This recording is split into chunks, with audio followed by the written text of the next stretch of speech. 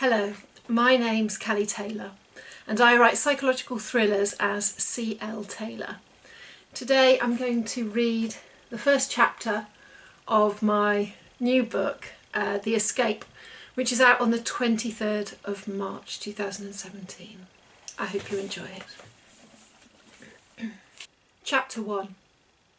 Someone is walking directly behind me, matching me pace for pace. Her perfume catches in the back of my throat, a strong, heady mix of musk and something floral. Jasmine, maybe, or lily. She's so close she'd smack into me if I stopped abruptly. Why doesn't she just overtake? It's a quiet street, tucked round the back of the university with space for half a dozen cars to park.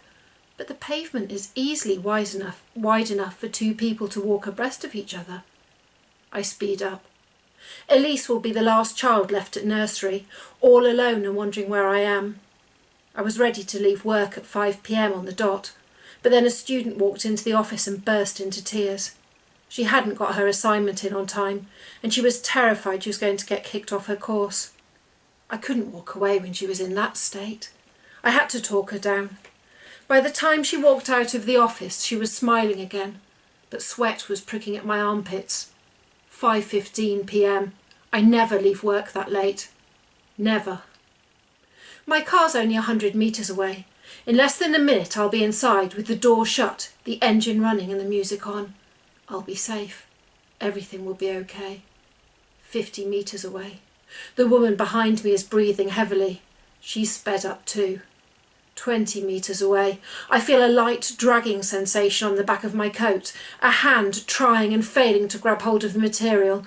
10 metres away. High heels clip-clop behind me as I step into the road and approach the driver's side of my car. I reach into my coat pocket for my keys, but all I find is a ball tissue, a small packet of raisins and some sweet wrappers. I reach into my other pocket, and my fingers close around the car keys. As I do, a hand clamps down on my shoulder. My heart lurches in my chest as I twist round, raising my arms in self-defence. Whoa! A blonde woman my age jumps away from me, her eyes wide. She's dressed in a thick padded jacket, skinny jeans and heels. I was only going to ask for directions. All the fear in my body leaves in one raggedy breath. She just wants directions. The woman's eyes, heavily ringed with black coal, don't leave my face. Do you know where I can get a bus to Brecknock Road? I feel a jolt of surprise. Brecknock? That's where I live. Is it? She says. What a coincidence. I thought she was in her 40s like me, but her line-free forehead and arched eyebrows are betrayed by a sagginess to her jaw and a crinkling to her neck that suggests she's at least 10 years older. She glances at my hand, resting on the window of the car. I don't suppose you're going there now? I'm sorry? Brecknock Road. Could I have a lift? I don't know how to react. I don't want her in my car. Not when I'm feeling like this. I need to calm myself down before I get to the nursery. I don't want Elise to see me in a state. The blonde's eyes flick towards the pavement as a young bloke in a heavy overcoat strolls past. He's on his phone and doesn't give either of us a second glance. My son and daughter are exactly the same, always got their noses in their phones, she says convivially as the man disappears around the corner and we're alone again. Either she's completely unaware of how awkward and uncomfortable I feel as a result of her request, or she just doesn't care. I put my keys in the lock. I'm sorry, I'm not going straight home. I need to collect my daughter from nursery and... Elise, isn't it? My breath catches in my throat. I'm sorry? Lovely name. Quite old-fashioned, but that's all the rage these days, isn't it? My daughter-in-law wanted to call my granddaughter Ethel. Ethel, for God's sake! How do you... I study her face again, but there's no spark of recognition in the back of my brain. I don't remember ever seeing this woman before. I'm sorry, have we met? She cackles, a low sound that gurgles in the base of her throat, and holds out a hand. I'm sorry, I should have introduced myself. I'm John's mum, Paula. He lives just down the street from you. I've seen you and your little girl getting into your car in the mornings when I take my granddaughter to the park. I look after her sometimes. I'm from Taunton. I don't get into Bristol often. She glances meaningfully at my car. So am I okay for a lift? Now you know I'm not a serial killer. I'm frozen with indecision.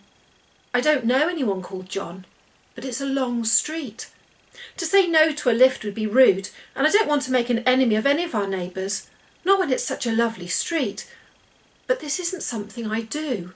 This isn't part of my routine. Please, she says. I'm babysitting tonight, and John will be wondering where I've got to. I make a split-second decision. It will be quicker to give her a lift than say no and risk wasting more time with a discussion about it. OK, but I'll have to drop you at the nursery. It's not far from Brecknock. Cheers, love. Really appreciate it.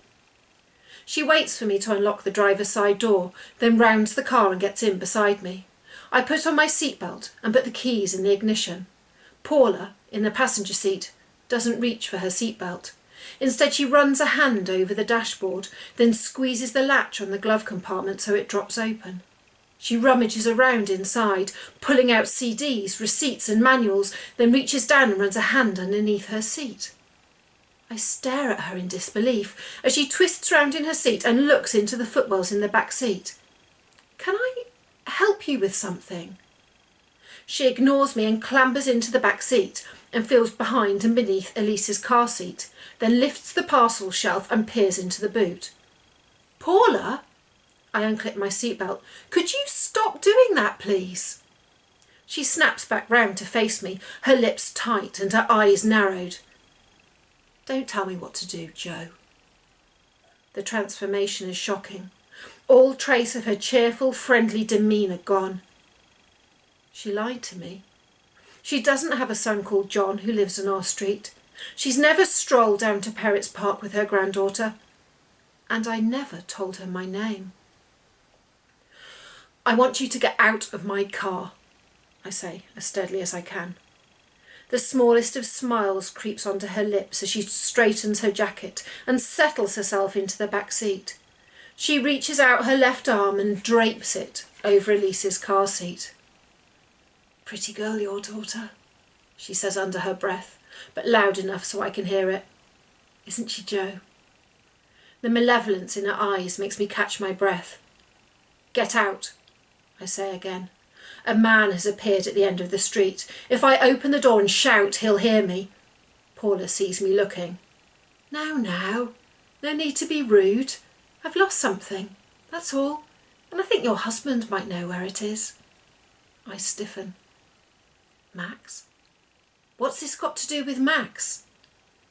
Paula glances over her shoulder again. The man has reached the car behind mine and pulls on the door catch. He'll know what it's about. Just tell him to get in touch. Oh, and there's something else. She digs into her pocket with her free hand. You should keep an eye on your daughter's things, she says, as she places a small, soft, multicoloured glove on Elise's car seat. And your daughter, she adds as she gets out.